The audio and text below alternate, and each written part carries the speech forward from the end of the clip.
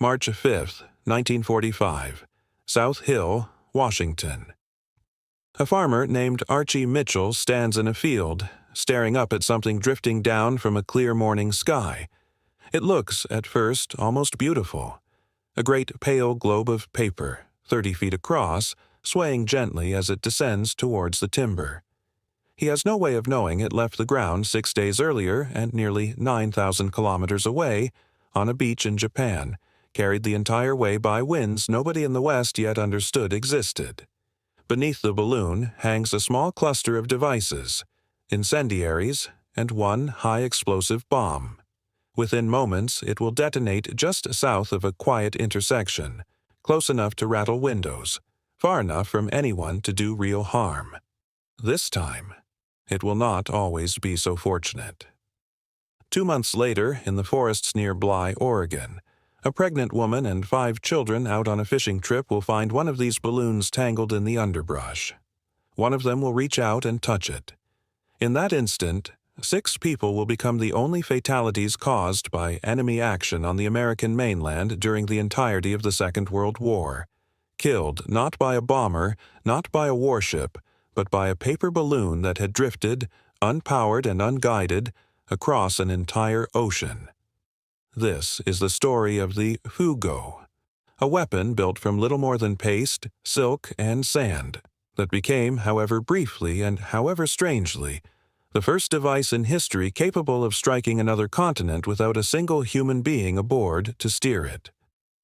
Long before intercontinental missiles, before satellites, before anyone had seriously modeled the jet stream, Japanese engineers found a way to send an explosive package across the width of the Pacific Ocean using nothing but the wind itself. It should not have worked. For a few short months, astonishingly, it did.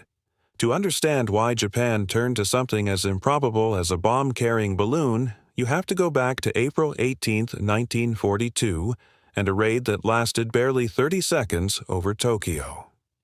16 American B-25 bombers, launched from the carrier USS Hornet under the command of Lieutenant Colonel Jimmy Doolittle, struck the Japanese capital and several other cities in a mission that caused only modest physical damage, but delivered a psychological blow of enormous proportions. For the first time, the war had reached the home islands.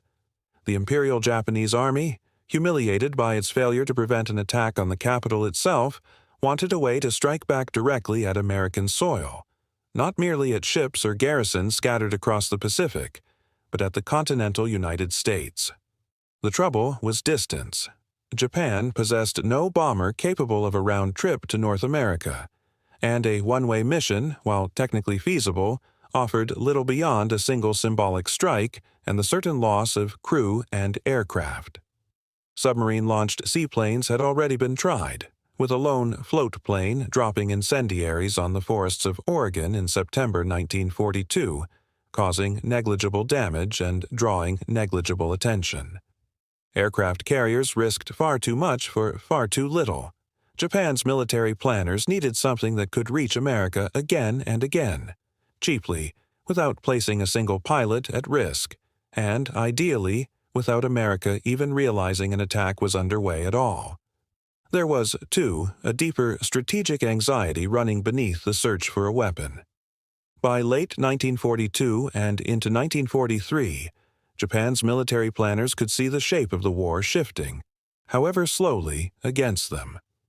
American industrial output was accelerating in a way Japan's own war economy could never hope to match, and the prospect of the United States eventually bringing that industrial weight to bear directly against the home islands was no longer a distant hypothetical. A weapon that could reach America itself, however limited its destructive power, carried value well beyond the physical damage it might inflict. It offered proof, to a domestic audience increasingly aware of setbacks in the Pacific, that Japan could still touch its enemy directly.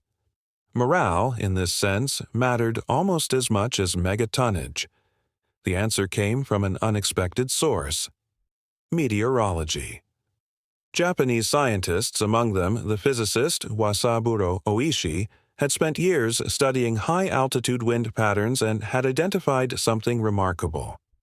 a narrow, ferociously fast river of air circling the globe at altitudes above 9,000 meters, moving eastward at speeds that could exceed 320 kilometers an hour. Today, we call this the jet stream, and it is common knowledge to any airline passenger who has ever wondered why the flight home takes longer than the flight out. In the early 1940s, it was almost entirely unknown outside a small circle of researchers, and Japan possessed something no other nation had yet thought to exploit: a body of data suggesting that an object released at the right altitude, at the right time of year over the east coast of Honshu, could ride that current clear across the Pacific and reach North America in as little as 60 hours. The scale of what this implied was extraordinary. No engine, no pilot, no fuel beyond what nature supplied for free. If the calculations held, Japan could launch a weapon that crossed an ocean on the wind alone, and if it failed to arrive, nothing had been lost but a balloon and a handful of bombs. It was cheap, deniable, and, crucially, it did not require Japan to develop any technology it did not already possess in some form. The challenge was no longer whether such a weapon was theoretically possible. It was whether anyone could actually build a device reliable enough to survive the journey. That task fell to the Noborito Research Institute, a Japanese army facility on the outskirts of Tokyo devoted to unconventional and often secretive weapons projects. 3 industrial firms were brought in to manufacture the components: the Mitsubishi Saishi Paper Factory, the Nippon Kakoken Company, and the Kokuka Rubber Company. But the balloons themselves were made, in large part, by teenage schoolgirls, mobilized into wartime labor and set to work in makeshift workshops, including, according to several accounts, the floor of Tokyo's Kokugikan Sumo Arena, gluing together sheets of washi paper, a traditional material crafted from the fibrous bark of the kozo, or paper mulberry tree. Many of these young workers had no idea what they were building or why. They simply knew the glue had to be perfect, because a single flaw could doom the entire flight before it began. The balloons themselves came in 2 main types. The more numerous version, designated Type A, was constructed from layers of that washi paper, laminated together with a paste made from a starchy potato-like tuber known as konnyaku, chosen specifically because it resisted the cold and damp of a Pacific crossing better than ordinary flour paste. A smaller number, perhaps around 300, were built instead from rubberized silk, the Type B, reserved largely for the meteorological test flights that preceded the main offensive. When fully inflated with hydrogen, the finished envelope measured roughly 10 meters across, about 33 feet, or roughly the length of 2 double-decker buses parked end to end. Fully expanded, it held close to 540 cubic meters of gas, enough, by rough comparison, to fill a modest 3-bedroom house from floor to ceiling several times over. The genuinely clever part of the design was not the balloon at all. It was the mechanism that kept it flying. A balloon released at altitude will naturally rise as the sun warms the gas inside during the day and sink as it cools overnight. And if it drops too low, it will simply come down into the ocean long before reaching land. Japanese engineers solved this with an ingeniously simple altitude control system, an aneroid barometer, essentially a pressure sensor, wired to a ring of small sandbags hung beneath the gondola. If the balloon sank below a set altitude, the barometer triggered a small charge that released 1 sandbag at a time, lightening the load and allowing the balloon to rise again. Every balloon carried around 32 of these sandbags, each dropped in sequence as needed over the course of the crossing, a slow and automatic act of self-correction repeated for 3 days and nights over open ocean with nobody watching. Only once the sandbags were exhausted, or a separate timer had counted down the estimated hours needed to reach the American coast, did a final mechanism release the payload itself, usually a combination of a Type 92 15-kilogram high-explosive bomb and 1 or more incendiary devices, each weighing around 5 kilograms, designed to start fires once they reached the ground below. Assembling the envelope itself was a painstaking, almost artisanal process. entirely at odds with the industrial scale the program demanded. Sheets of washi paper, each roughly the size of a large tabletop, were glued together in as many as 5 overlapping layers, using that konnyaku paste to bind them into a single continuous skin strong enough to hold pressurized hydrogen at high altitude without tearing. Workers tested the seams by inflating finished sections and searching by candlelight in some accounts for the faint hiss of an escaping leak. A single pinhole, undetected, could mean a balloon that sank into the Pacific within hours of launch rather than crossing an entire ocean. Once assembled, the balloons were folded and transported to one of 3 main launch sites along the coast of Honshu, chosen specifically for their proximity to the jet stream at the altitudes Japanese meteorologists had identified as most reliable. Launching a fugo was itself a delicate operation, dependent almost entirely on the weather. Ground crews needed a clear, relatively calm morning to inflate the envelope with hydrogen without damaging the fragile paper skin, and launches were frequently delayed or canceled when conditions failed to cooperate. Once released, a balloon needed roughly 2 hours simply to climb to its operational altitude of around 9,000 to 11,000 meters, colder and thinner air than any passenger aircraft of the era would routinely encounter, and cold enough that the hydrogen inside would contract overnight, requiring the barometer and sandbag system to work almost continuously through each of the 2 or 3 nights of a typical crossing. It was, in effect, a fully automated flight control system built from nothing more sophisticated than gunpowder charges, aneroid barometers, and sacks of sand.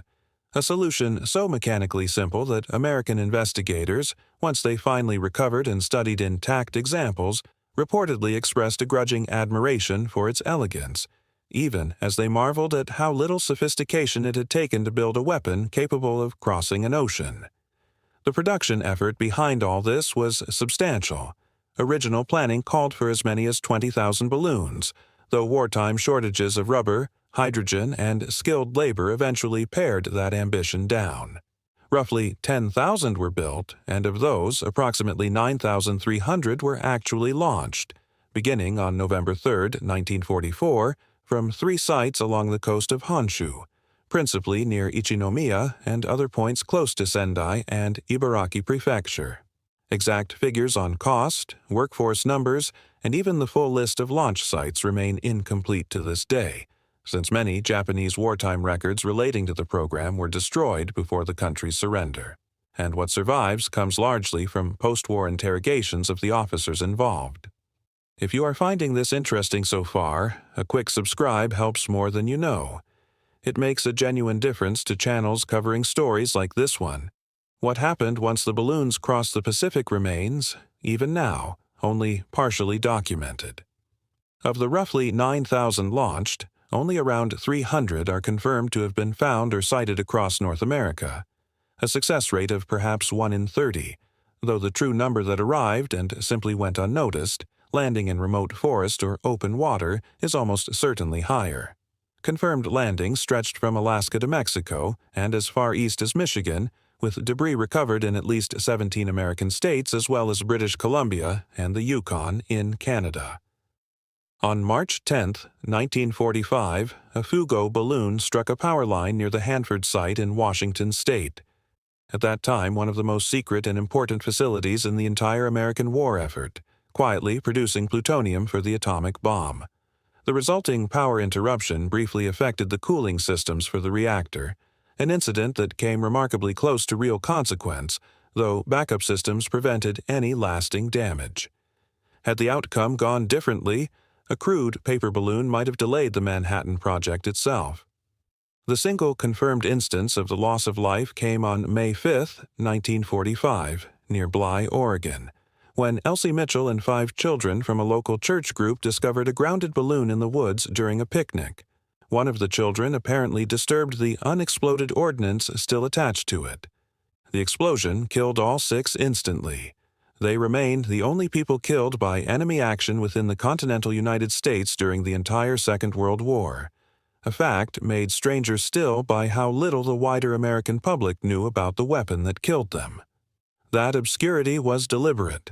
From the moment the first balloons were discovered, American authorities recognized the risk of panic and, more importantly, the risk of confirming to Japan that the weapon was actually working.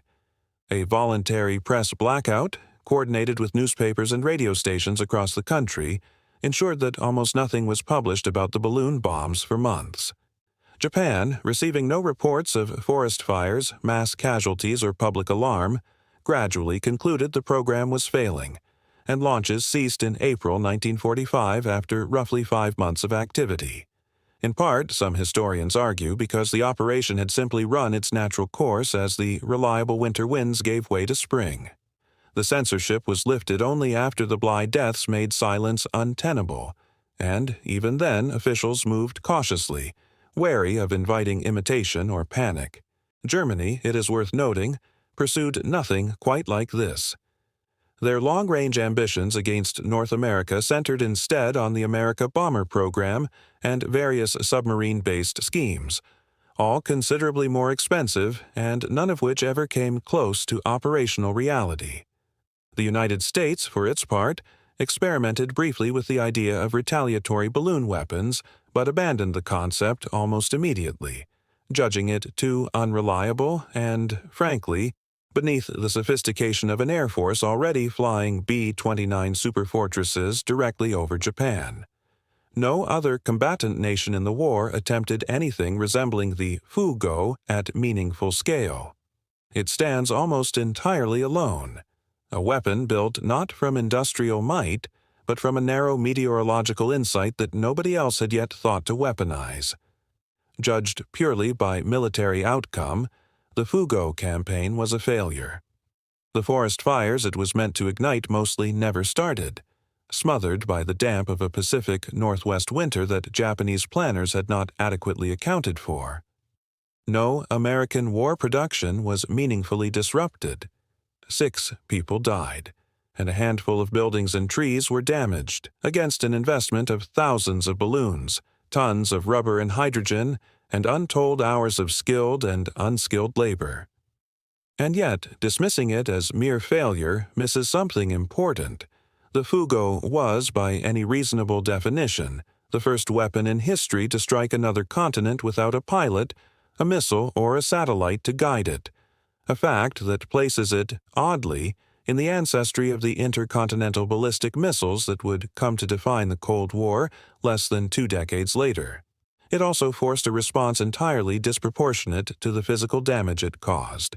Reconnaissance flights, dedicated fighter patrols, and eventually the creation of a specialized firefighting and bomb disposal unit, the 555th Parachute Infantry Battalion, an African-American airborne unit trained specifically to respond to fires and unexploded balloon ordnance across the American West, at a time when black servicemen were still routinely denied combat roles elsewhere in the military. The psychological dimension of the campaign, in fact, may have outweighed its physical one in every meaningful sense.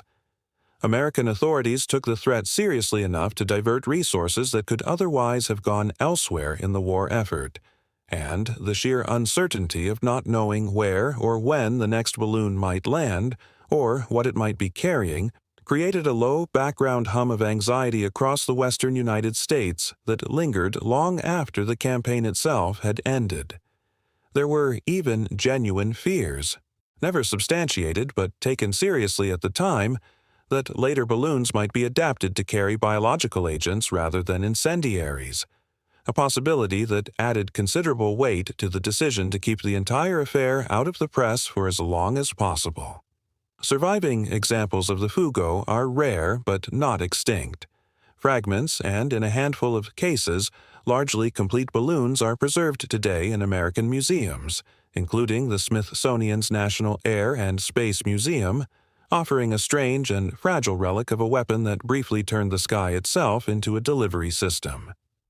A memorial near Bly, Oregon, still marks the site where Archie Mitchell and the 5 children died, the only ground battle scar the mainland United States sustained in the entire war.